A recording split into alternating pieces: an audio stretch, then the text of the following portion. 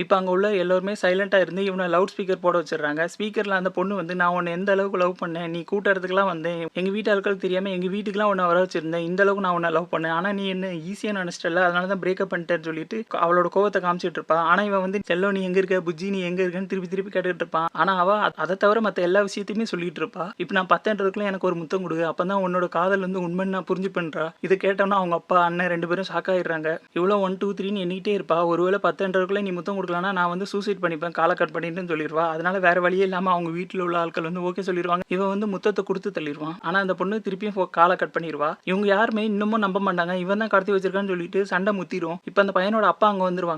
என்ன நெனச்சிட்டு என் பையன் மேல கை வைக்கீங்க? உன் பொண்ணு மட்டும் சும்மாவா? எல்லா கேள்வியுமே என் பையன்ட்டயே கேட்கறீங்கன்னு சொல்லிட்டு இவங்க அப்பா அங்க வந்து எல்லாரையும் காச்சு மூச்சுன்னு கத்திட்டு இருக்காரு. இப்ப இவங்க அப்பாக்கு இவங்க அம்மா ஃபோன் பண்றாங்க. வழக்கம் போல இவங்க லவுட் ஸ்பீக்கர்ல போட்டு ஃபோன பேசுன்னு சொல்லிடுறாங்க. ஏங்க நம்ம வீட்டுக்கு ஒரு பொண்ணு வந்திருக்கான்னு அவங்க அம்மா அங்க இருந்து சொன்ன உடனே இவங்க எல்லாம் ஓடி போன பொண்ணு தான் வீட்டுக்கு வந்திருக்கான்னு சொல்லிட்டு